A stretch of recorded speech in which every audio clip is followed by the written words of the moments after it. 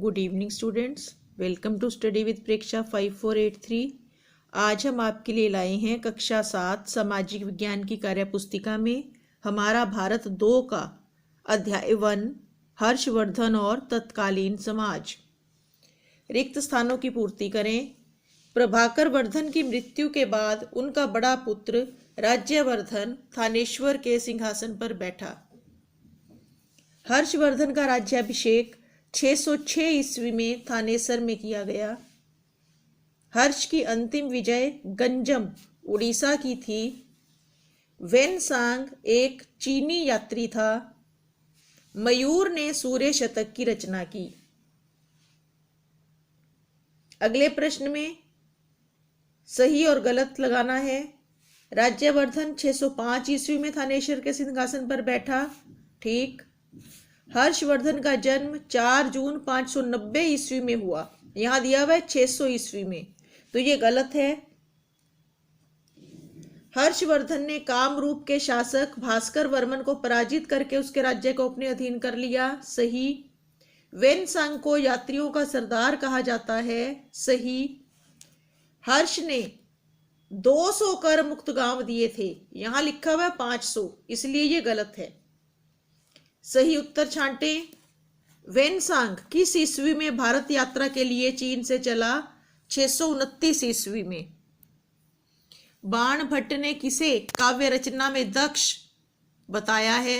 हर्षवर्धन को। विकल्प ग। आय का मुख्य साधन क्या था? भू राजस्व। पुलकेशिन द्वितीय कहाँ का शासक था? दक्षिण भारत का। हर्षवर्धन के बड़े भाई का क्या नाम था? राज्यवर्धन। उचित मिलान करें। भंडी ये हर्षवर्धन के प्रधानमंत्री थे।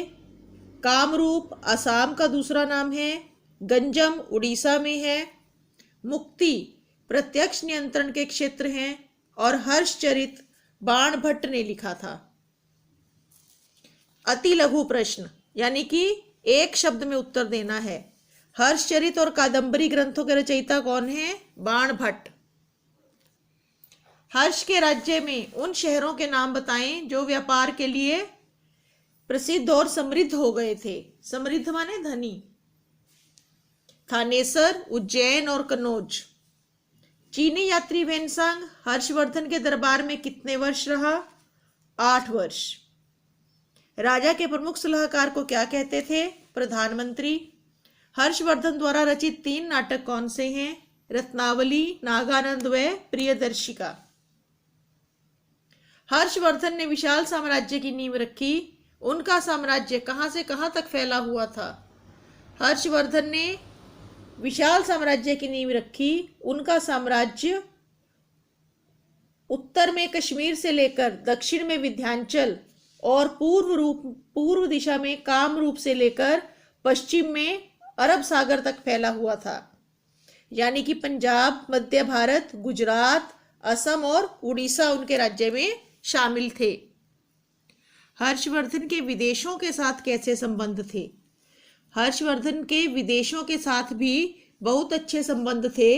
हम इसे अपनी पाठ्य पुस्तक में से भी लिख सकते हैं। ये देखिए, विदेशों से उसका व्यापार होता था।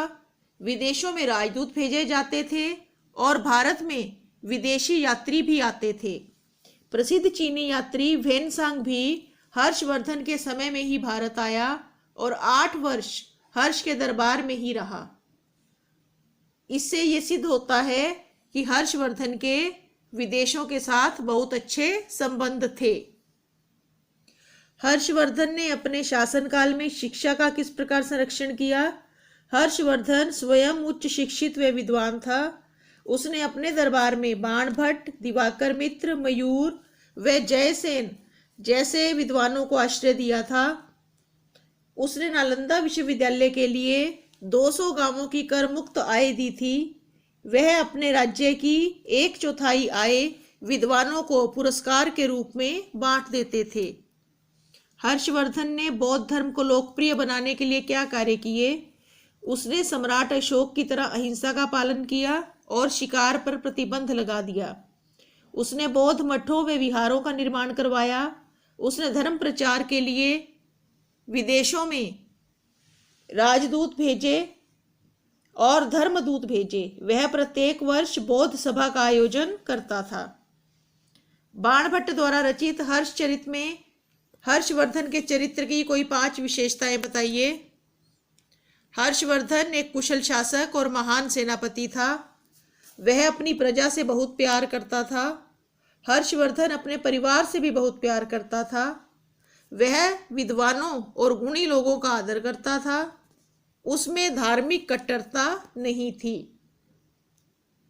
यह चित्र किनका है, उनके विषय में 5 वाक्य लिखें। यह चित्र वेनसांग का है। वह एक चीनी यात्री था जो सम्राट हर्षवर्धन के राज्यकाल में भारत आया था। वह बौद्ध धर्म के विषय में जानने व तीर्थ स्थानों का भ्रमण करने के लिए भारत आया था। उसने 2 साल तक नालंदा विश्वविद्यालय में शिक्षा ग्रहण की। आगे मानचित्र आधारित प्रश्न है। गौड़, वल्लभी, कामरूप और गंजम को आज किन राज्यों के रूप में जाना जाता है, ये बताना है हमें भारत के राजनीतिक मानचित्र पर। आज कामरूप को हम असम के नाम से जानते हैं। पश्चिम बंगाल उस समय गौड़ था। उड़ीसा को उस समय गंजम के नाम से जाना जाता है। गुजरात, जो आज का गुजरात है, वो उस समय वल्लभी के नाम से जाना जाता था। ये देखिए, इस मानचित्र में मैंने भर के बताया है। असम और मेघालय वर्तमान में जो हैं वो उस समय कामरूप था सारा। ये पश्चिम बंगाल है, ये गौड़ प्रदेश था। उड़ीसा को गंजम कहते थे और गुजरात को वल्लभी कहते थे। गुजरात का कुछ भाग उस समय आजकल के पाकिस्तान में भी है। ऐसे ही पश्चिम बंगाल बांग्लादेश का एक भाग उस समय था। इसे सारे को बंगाल कहते थे। पश्चिम बंगाल ये, और इससे इधर पूर्वी बंगाल। तो ये जो वर्तमान राजनीतिक सीमाएं हैं ये उस समय की सीमाओं से भिन्न थी। आपको सिर्फ एक अंदाजा देने के लिए हमने मानचित्र में ये हिस्से दिखाए हैं। ये वीडियो यहाँ पूरी होती है। देखते रहिए स्टडी विद प्रेक्षा 5483। धन्यवाद।